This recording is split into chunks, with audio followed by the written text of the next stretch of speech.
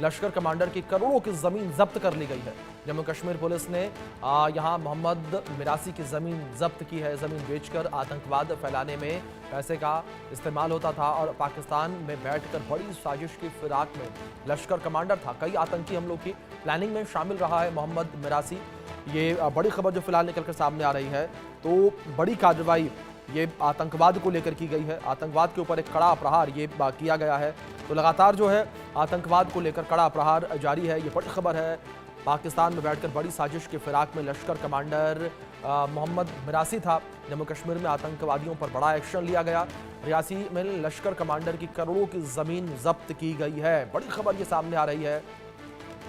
जमीन बेचकर आतंकवाद फैलाने में पैसे का इस्तेमाल जो है वो किया जाता था। ये बड़ी खबर जो फिलहाल निकलकर सामने आ रही है। तो यहाँ ज़मीन बेचकर जो पैसा आता था, उस पैसे का इस्तेमाल जो है वो आतंकी गतिविधियों में किया जाता था। ये बड़ी खबर फिलहाल निकलकर सामने आ रही है। तो आतंकी गतिविधियों में जो है इस्तेमाल किया जाता था इन पैसों को। ये बड़ी खबर फिलहाल जो सामने आ रही है। तो इस बीच ये बड़ी कार्रवाई की गई है और मोहम्मद मिरासी जो आतंकी है, लश्कर का कमांडर है, उसकी संपत्ति जब्त की गई है। ज़मीन जो है वो जब्त की गई है। पाकिस्तान में बैठकर बड़ी साजिश के फिराक में लश्कर कमांडर था और उसकी जो साजिश है उसे सुरक्षा बलों ने नाकाम कर दिया है। इस साजिश को जिस तरीके से नाकाम किया गया है, इसकी ज़मीन को कब्जे में ले लिया गया है। हमारे सहयोगी अजय जांडियाल जुड़े हैं, रुक करेंगे उनका इन्फॉर्मेशन के लिए। अजय, अगर बात करें यहाँ पर इस बड़ी कार्रवाई को लेकर, तो किस तरीके से आतंकी के ऊपर ये बड़ी कार्रवाई की गई है और उसकी ज़मीन किस हिस्से में मौजूद थी? मैं आपको बता दूं कि रियासी जिला का महोर इलाका पड़ता है और इस इलाके की अगर बात की जाए तो पाकिस्तान लगातार जो है वो इस इलाके में जम्मू कश्मीर में आतंकियों की घुसपैठ करवाता रहता है। और अगर अभी की बात करें तो शादा मामले में मोहम्मद शरीफ मरासी जो है ये दरअसल महोर का रहने वाला है। लगभग 2000 में जो है ये घुसपैठ करके यहाँ से एक्सट्रेट करके पाकिस्तान चला गया था और पाकिस्तान में इसने आतंकी ट्रेनिंग ली। उसके बाद यहाँ पर आतंकी गतिविधियों को चलाया वापस लौट कर। और इसके साथ साथ इसने जो जानकारी है कि उसके बाद ये 2010 में इसने हिजबुल मुजाहिदीन छोड़कर पहले हिजबुल मुजाहिदीन में ट्रेनिंग की और उसके बाद लश्कर तोयबा को ज्वाइन किया।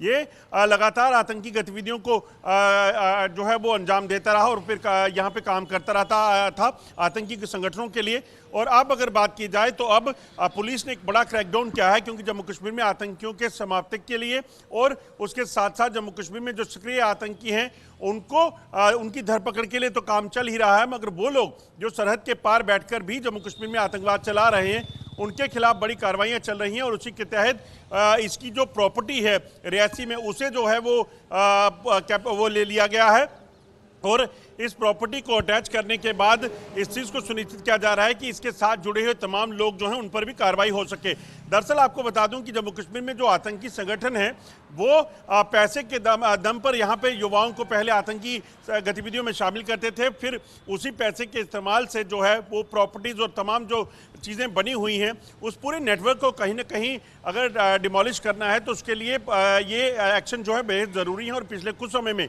लगातार सुरक्षा बलों के ऐसे एक्शन देखने को मिले हैं।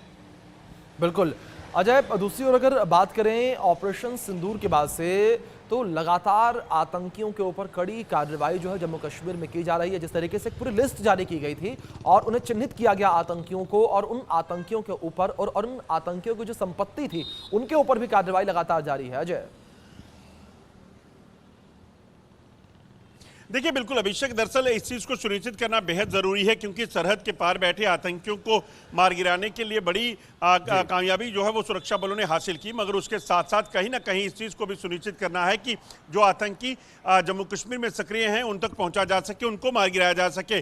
और उसी को लेकर जो है एक्शन शुरू हुआ। हमने देखा कई आतंकी मारे गए, मगर उस नेटवर्क को ख़त्म करने के लिए जो नेटवर्क ऑपरेट करता है और उसके बाद आतंकियों की घुसपैठ हो, आतंकियों को बाकी फैसिलिटीज़ हो या फिर आतंकी संगठनों में युवाओं को ज्वाइन करवाने के लिए जो काम करता है उस इंफ्रास्ट्रक्चर को खत्म करना बेहद ज़रूरी है। और इसीलिए ये बड़ा एक्शन जो है वो हो रहा है। ऑपरेशन सिंदूर के बाद हमने देखा किस तरीके से जम्मू कश्मीर में छुपे जो 60 से 70 आतंकी हैं उनके खिलाफ एक्शन चल रहा है, मगर उसके साथ साथ टेरर इंफ्रास्ट्रक्चर को ख़त्म करने के लिए भी सुरक्षा बलों ने बड़ी कामयाबी हासिल की है और ऐसे ही आतंकी चाहे वो भारत में है या फिर पाकिस्तान में, उनकी प्रॉपर्टीज, उनकी मूवेबल और इमूवेबल प्रॉपर्टी जो है उनको सीज किया गया है। और इस चीज़ को सुनिश्चित किया जा रहा है कि अगर ऐसे कोई भी और लोग हैं उनके संपर्क में, उनको कहीं ना कहीं ढूंढ निकाला जा सके ताकि आतंकवाद को रिवाइव करने की जो प्लानिंग जो की जाती है उसको खत्म किया जाए।